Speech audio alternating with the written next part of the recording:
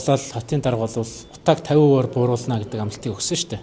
Тэгээ 9 сарын 15-наас халаалтын үйлрэл эхэлсэн. Тэгээ сая 12 сарын 1 хүртэл өнөөдөр хүртэл бол энэ за энэ ч 2 сар 60 11 сар бүтэн 10 сар бүтэн 9 сар 15 хоног гэхээр чинь 75 хоног бол 9 шидийн төлөлөө шүү дээ. Юу ч төлөв мэдэхгүй одоо 5-7 тэг давхаргын нөгөө митлинг гэдэг угаасны үрсний хаягдал төллөө. За хуучин шахмал түлшээ төллөө. За хятадаас оруулж ирж байгаа хагас кокс гэдэг нүрс төллөө. Ингээд бүр толгой иргмээр олон юмнууд төлөөд за тэгээ иргэд тэрэн дотор нь одоо толгойн иргэд ингээд нэлээд хүнд байдалтай байжгаад за өнөөдрийн мэдгдлэр бол 12 сарын 1-ээс 100% хятад коксоо төлнө гэж шиг байна. Тэгээ өнгөрсөн хугацааны утаан дээр бол хэлэхэд маш хүнд одоо митлингийнх нь утаа юм уу, шахмлынх нь утаа юм уу, хагас коксынх нь утаа юм уу бүү нэлээд хүнд байлаа шүү дээ. Агаарын бохирт ихтэй. За тэгээ одоо хагас кокс төлөхөр төлж байгаа юм байна. За тэгэхээр хэд хэдэн асуудал үүсэж ийн гэр оролол. Нэгдүгürt бол ялангуяа ханам пишин. За тэгээ нам даралтын зуух гэж ярьдаг. Энэ хоёр дээр бол одоо өвчгүй байна, халахгүй байна. Гол шалтгаан бол асахгүй байгаа байхгүй уугаад байгаа. За тэгээд тэр нэгдүгürt тэр гэрээг халаахгүй байна. Хоёрдугаар тэр уугж байгаа, асахгүй байгаа, уугж байгаа учраас угаарын эрсдэл бол маш өндөр байна. За ойлгомжтой. За тэгээ угаарын эрсдлийг бол одоо мэдээлдэг байснаа мэдээлэхээ байчаад байгаа. Тийм. Тэгэхээр за цаашд бол мэдээж одоо хагас кокс дээр бол үүсэх асуудлууд бол ойлгомжтой. Одоо ингээд 100% зүтгүүлж штэ. Хүчээр зүтгүүлж байна. Яг утаа 50% буурах хэсэг нь бол 9 эхлэхээр мэдэгдэнэ. Өнөөдөр маргаашд бол ингээд дүгнэхэд эрт байна. 9 эхлэхээр тодорхой болно. Мэдээж тэр одоо ийм дулаахан багт халаахгүй байгаа хагас кокс бол 9 эхлэхээр бол одоо айлууд бол маш хүнд байдалтай болох байх таа гэж харж байна. Ер нь 100 халах ийм хайлах ийм эрсдэл байна гэдэг. Одоо айлууд дээр явахад 100-аа бүрэн сольж юу? Сая тэгээд нөгөө надтай нөгөө шүүгтэлцээд байсан нүүдэлчин гэдэг нэг халдгуу төлөй гэдээ би яриад байдаг. Тэр 100-ыг сая 32 мянга гэрээр бол тараацсан байна. Тийм. Тэгээд мэдээж энэ хагас кокс чинь бүрэн ингээд агаар нь одоо ерөөсөө ягаад дүлгнээд асахгүй байна, уугаад байна, угаарын ихтэй байна, халахгүй байна гэхээр шатчихгүй байгаа байхгүй. Шаталт. Тэгэхээр хэрвээ ингээд агаар бүрэн шатах юм бол одоо төмөр зоохнууд бол нөгөө улаасах сорогдох гэдэг эрсдлүүд бол үүсэж байгаа айлууд бол нэг байна. Тэгэхээр ер нь бол тэр харьцангуй нөгөө 100 сорогдох улаах нь бага байна гэдэг бол юу гэж нөхөр тийм асуудал гарахгүй байна. Тэгэхээр ерөөсөө асахгүй байна гэсэн. Асахгүй байна гэдэг чинь илчгүй. Асахгүй байна гэдэг чинь уугалттай, угаарын ихтэй байна л гэсэн. Тэгэхээр энэ бол тэгэхээр яг утаа бол магадгүй 100% төлөөд ирэхээр тэгээд дээрэс нөгөө тоо хэмжээг багасгацсан шүү дээ. Тэгээ өгдөг тоо хэмжээг багасгацсан. Тодорхой хэмжээнд нэг 10-20% ч юм уу буурч магадгүй утаа. Нүдэнд үзэгдэх утаа. Гэхдээ угаар бол буурахгүй. Өснө.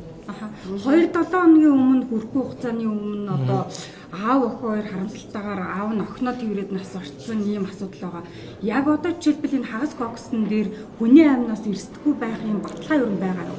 За энд бол нэг том зөрчил явж байгаа. Хагас кокс түлшийг өөрөө стандартын шаардлага хангасан 100% төлөх ёстой гэсэн ийм одоо стандарт байгаа. Гэтэл гэр орооллын 100% нь 80% яг хагас кокс төлдөг тийм стандартын 100% биш 80%. Тийм учраас угаарын эрсдэл бол өснө.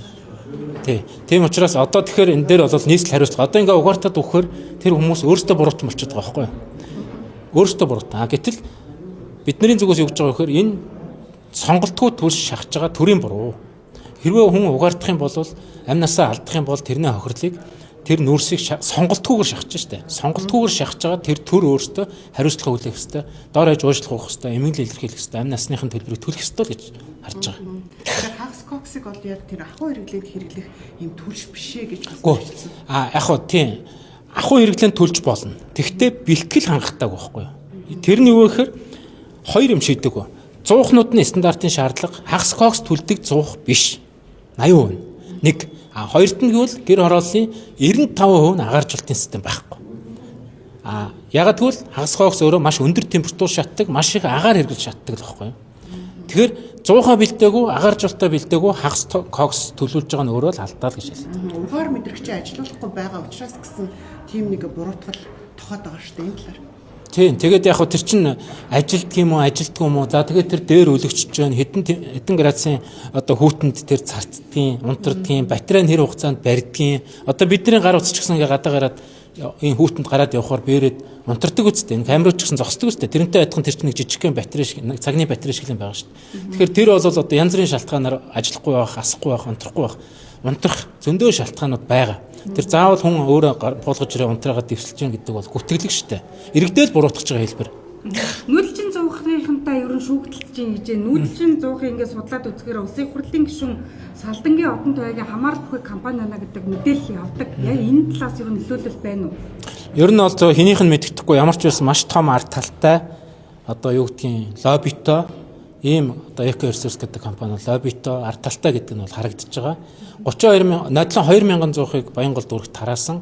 Тэгээ 28,000 32,128.5 тэрбум төгрөгөөр 32,100 тараах чагт нь би мэдээлэл хийгээд одоо олон нийтэд хандаад зогсоож исэн тухайд нийслэл. Гэтэл намайг шүүгт өгж жагаад ар хормоогоор сая 9-10 сард гэр хороололд 28.5 тэрбум төгрөгөөр 32,000 ширхэг зуухыг тараасан. Тэгээ одоо эхнээсээ иргэд бол гаргаж хайж шít халахгүй байна. 100,000 төгрөгөөр зараа гэж байна.